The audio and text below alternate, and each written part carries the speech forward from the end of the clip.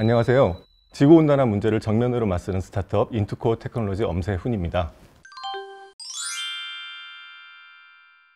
지구가 점점 더워지고 있습니다. 지구온난화를 막기 위해서는 온실가스 배출을 줄여야 한다고 이야기합니다. 그런데 이제까지 온실가스 배출을 줄이기 위한 여러 가지 시도들은 대부분 이산화탄소 포집에 집중되어 있고요.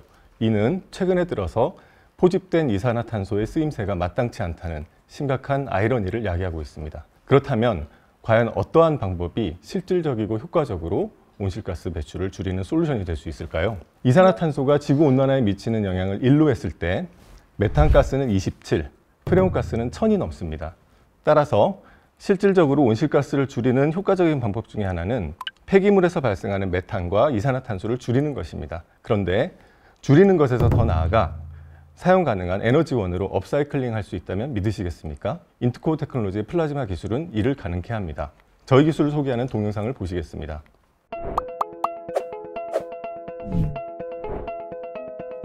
우리가 버리는 쓰레기는 어떻게 처리될까요? 쓰레기 차량으로 운송되어 매립시설로 가게 됩니다. 쓰레기를 매립하면 미생물에 의해 쓰레기가 분해되면서 이산화탄소와 메탄가스가 발생하게 되는데 이러한 가스는 포집관을 통해 포집하게 됩니다. 발생되는 가스는 시간과 날씨, 계절에 따라 발생량과 성상이 급격하게 변화합니다. 기존 자원화 시설은 이러한 변화에 대응이 어려워 운영에 어려움이 많습니다. 그에 반해 인투코어 테크놀로지의 플라즈마 장치는 효과적으로 가스를 처리할 수 있습니다. 플라즈마 장치로 전달된 가스는 신재생 에너지로 만들어진 전기 에너지로 플라즈마 장치를 가동시켜 전달된 가스를 원자 단위까지 깨게 됩니다. 그리하여 수소와 일산화탄소인 합성가스로 변화시켜줍니다. 이러한 합성가스를 정제하여 수소로 만들어 친환경 수소차의 연료로 사용하거나 메탄올, 항공유와 같은 친환경 에너지원으로 전환하여 항공기, 배의 연료로 사용하게 됩니다. 또한 2차 전지의 전극제로 사용되는 카본도 만들어낼 수 있습니다. 폐기물에서 발생하는 가스를 자원화하는 바이오가스 플랜트 시장은 계속적으로 커지고 있으며 2020년 기준 37조 원으로 매년 22% 이상씩 급증하고 있습니다. 그런데 국내의 경우 약 250여 군데의 매립지가 있는데 그중에서 단지 17곳에서만 가스 자원화 시설을 운용하고 있으며 나머지는 모두 태워서 배출하고 있는 실정입니다. 그럼 지금까지 저희가 해온 일과 현재 진행 중인 일들을 보여드리겠습니다. 첫 번째로 2021년 대구광역시 매립장에서 환경부 실증과제를 통해 매립지 가스를 메탄올로 전환하는 실증 플랜트를 건설하고 운영에 성공하였습니다. 그리고 2020년부터 바이오가스를 항공유로 합성하는 전환하는 기술을 한국화학연구원과 공동으로 개발하였으며 현재 실증 사업을 진행하고 있습니다. 현재 저희 회사는 플라즈마, 전력전자, 전력제어, 화학, 환경, 소재 등 다양한 분야의 전문성을 가지고 있는 60여 명의 인원이 근무하고 있으며 특히 이 중 10명 이상이 박사급 엔지니어로 구성되어 있는 플라즈마 전문 딥테크 컴퍼니입니다. 당사의 환경에너지 사업부에서는 국내 유소의 대기업들과 협업을 진행 중에 있으며 최근에는 아시아 최대 규모의 매립지를 운영하고 있는 수도권 매립지 공사와도 공동 개발 협약을 체결하여 친환경 수소를 대량 생산할 수 있는 기반을 마련하였습니다. 또한 환경에너지 분야 이외에 사업 다각화를 위해 반도체 제조용 플라즈마 장치를 사업화하였으며 최근에 차세대 반도체 메모리 제조의 핵심 솔루션으로 SK 하이닉스의 양산 진입에 성공하였습니다. 반도체 제조용 플라즈마 장치 제품 판매 매출을 중심으로 올해 약 100억 원, 내년 200억 원 이상의 매출이 예상되며 환경에너지 비즈니스가 본격적으로 시작되는 2025년부터 매출이 급속도로 증가할 것으로 기대하고 있습니다. 지금까지 플라즈마 기술을 통해 만들어가는 실질적이고 지속 가능한 온실가스 자원화 솔루션을 제공하는 인투코어 테크놀로지였습니다. 감사합니다. 섭섭하네요. 네. 예? 왜요? 저희 카이스트 투자회사인데 카이스트 투자는 안 받고 많이 크셔가지고 네. 인연이 안 될 것 같아서 오늘 처음 만나는데요. 아무튼 뭐 좋은 팀이 창업을 하셔가지고 딥텍을 진짜 사업화하고 계신 것 같은데 오늘 사업에 대해서 설명해 주신 거는 네. 유해가스 분해 솔루션 이쪽을 소개를 해주셨는데 예. 현재 보니까 실제 매출도 한 100억 정도 있으신 것 같고 예.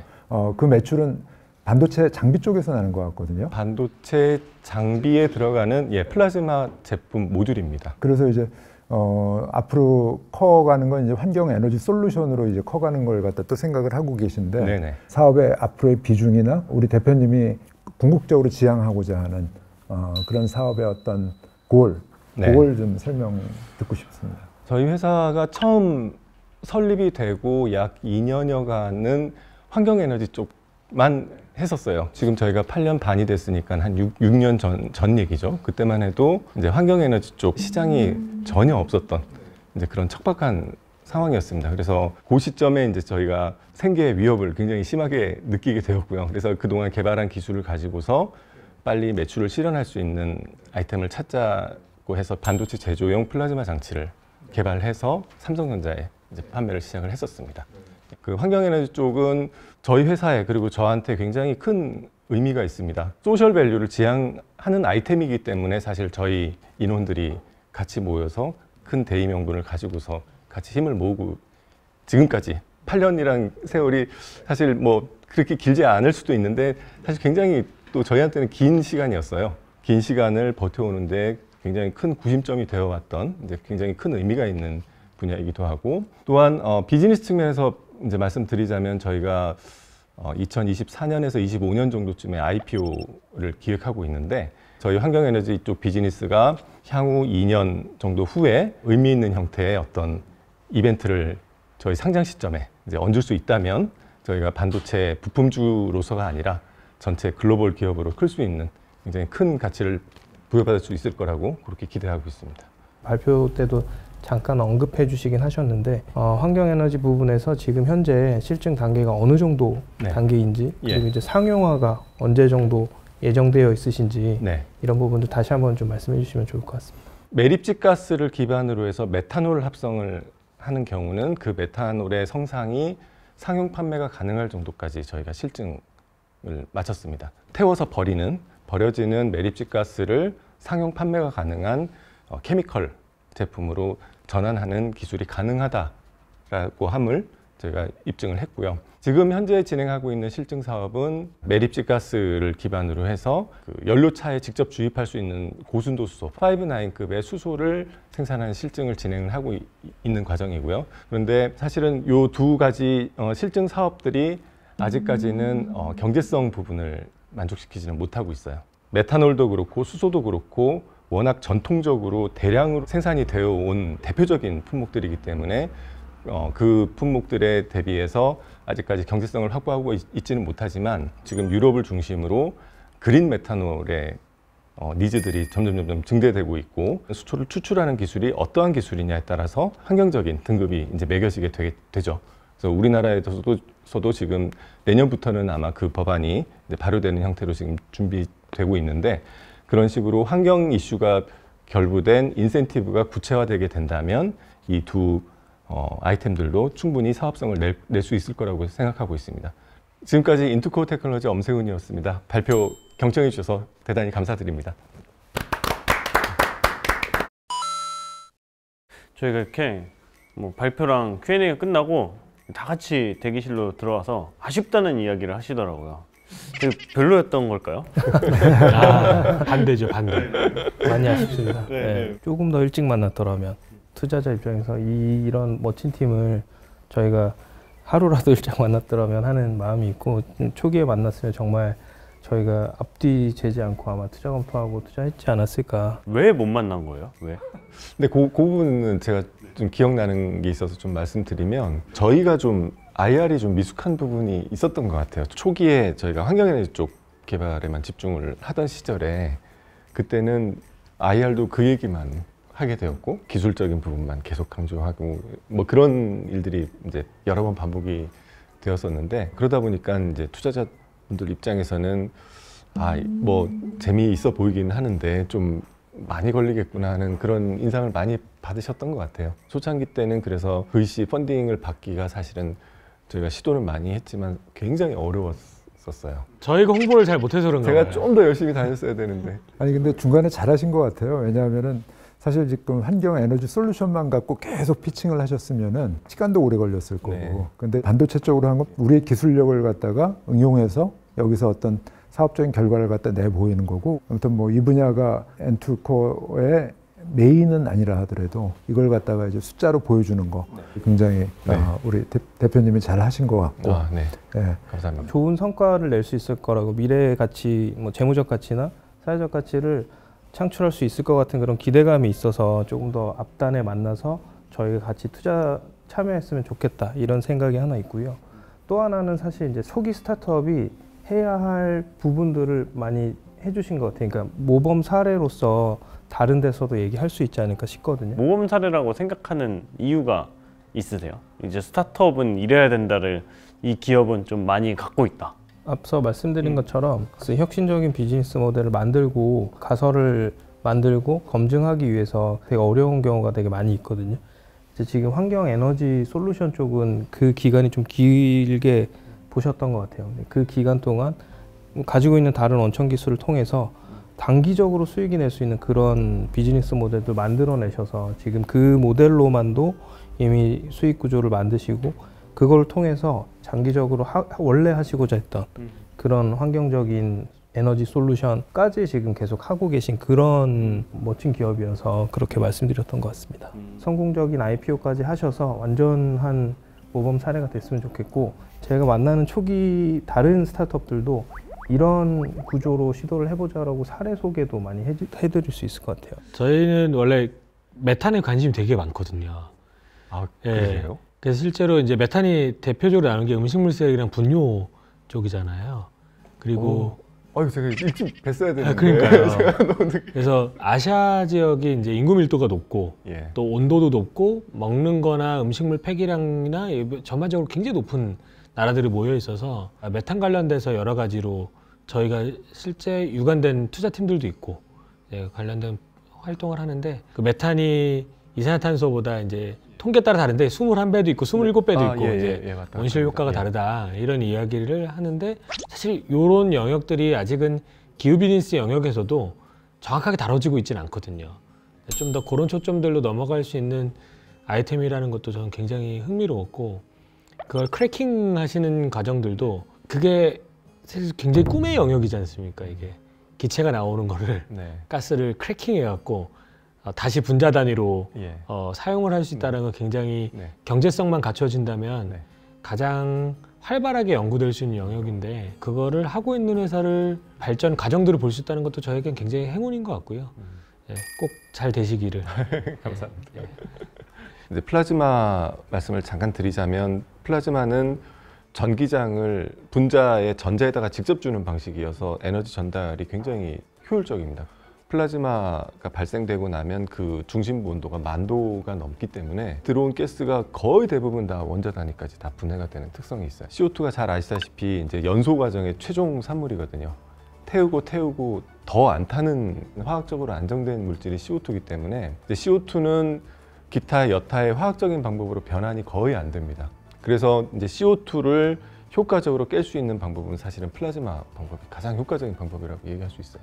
그래서 이제 처음에는 이제 CO2만 접근을 했었는데 CO2에서 깨지고 나면 그럼 뭐가 될 것이냐 하면은 결국은 일산화탄소 CO하고 산소 거기에 이제 메탄이 들어가게 되면 메탄에 들어있는 카본하고 수소가 CO2에 있는 산소를 같이 이렇게 가져갑니다. 현재는 이제 메탄이 반드시 들어가는 형태여야 굉장히 에너지 효율적인 측면에서 유용하고, 근데 메탄이 가장 효과적으로 활용될 수 있는 분야는 이제 제가 말씀드렸던 이제 폐자원에서 발생하는 자연 발생하는 이제 그 메탄을 이제 타깃으로 하게 된 거죠.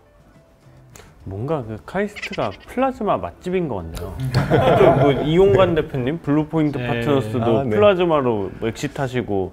사실은 그 이용관 대표님하고 제가 예전에 공동 창업을 했었어요. 제가 이제 카이스트에서 박사 과정을 할 때 블루포인트 파트너스의 이용관 대표님하고 같이 이제 제 실험 선배 되십니다. 그래서 같이 이제 플라즈마트라는 회사를 한번 창업을 했는데, 그게 이제 성공적으로 미국 회사하고 M&A가 이루어졌었는데, 엑시트를 하고 난 다음에 이번에는 진짜 플라즈마를 제대로 활용할 수 있는 지구 환경 문제에 크게 기여할 수 있는 그런 회사를 한번 해보고 싶다라는 그런 동기를 가지고서 그 당시 저희 이제 지도 교수님하고 같이 이제 시작을 하게 되었죠.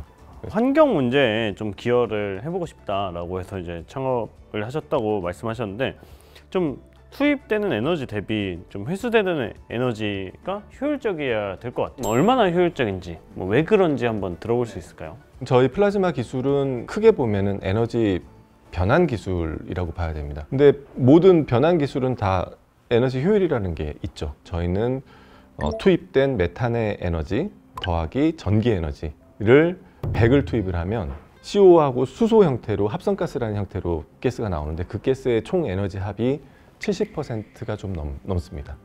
바꿔 말하면 한 30% 정도는 없어지는 거죠. 그게 어느 정도의 의미가 있냐면은 에너지 변환 효율 중에서는 엄청나게 좋은 거예요. 굉장히 큰 공장 메가 플랜트에서 생산되는 그런 변환 기술, 촉매를 이용한 열적인 화학 변환 기술도 보통 상용급 플랜트가 60%에서 70%가 안 되는 정도이기 때문에, 그러니까 플라즈마는 앞서 말씀드린 대로 에너지를 가스에다가 직접 주는 방식이기 때문에 기존 촉매 상용 프로세스에 비해서 효과적이라고 말씀드릴 수 있죠. 이제 대구에서 실증을 하고 계시는데 좀 어떤 걸 확인하고 싶으신 거예요? 매립 가스나 바이오 가스 내에는 성상을 말씀드리자면 CO2가 절반, 메탄이 절반 들어 있고요. 거기에 실록산이나 VOC 등등의 소위 말하는 냄새나고 더러운 것들, 불순물들이 잔뜩 들어 있어요. 이 가스가 대부분 악취를 유발하기도 하고 이제 여러 가지 이제 환경적인 문제를 일으키는데, 이런 버려지는 가스가 과연 진짜 경제적인 부가가치를 기대할 수 있는 형태의 상용 판매가 가능한 프로덕트로 변환이 가능하겠는가에 대한 플라즈마 기술로는 첫 실증 사례라고 보셔도 됩니다. 폐기물 사업자 입장에서 네. 좀 수익성이 있고 이제 다른 수단보다 이제 좋아야 될 테니까 네. 좀 그런 목표치 같은 게 있을까요? 이제 그 부분이 사실은 이거의 본질이죠. 경제성이 있겠느냐인데 이 부분은 또 다른 문제예요. 생산 단가로는 경쟁이 안 된다는 부분이에요. 그러니까 폐자원을 활용하는 측면에서는 굉장히 큰 의미가 있지만 그 프로덕트이 경제성을 갖기 위해서는 환경적인 인센티브가 반드시 주어지지 않으면은 사실 경제성 확보하기는 좀 힘들다고 봐야 됩니다. 되게 약간 수업 듣는 것 같아요. 제가 너무 말을 길게 하네요. 아니에요. 굉장히 진짜 수업 듣는 느낌이 있고요. 다 좋고 이제 분위기도 화기애애하고 해서 할 말이 없는 것 같아요. 또 혹시 저희랑 같이 나누고 싶은 질문이 있을까요? 저희가 지금 현재 8년 반여간 국내에서는 사실 여러 가지 이제 시도들을 해오면서 지속적인 성장을 이제 이뤄가고 있다고 생각을 하고 있습니다. 근데 이제 제 걱정은 그 전까지는 이제 저희 회사의 생존에 몰입이 되어 있었다고 한다면 올해를 기점으로 해서 내년부터는 발전적인 성장에 대해서 항상 고민을 해야 되는데 그 성장의 방향을 이제 글로벌화라고 생각을 합니다. 그래서 한국 내에서만 존재하는 회사가 아니라 해외에서도 인정받을 수 있는 그런 회사로 성장하기를 원하는데 이제 그런 부분에서 이제 어떠한 형태가 되어야 할지 그런 부분이 요즘 고민이 좀 많이 있어요.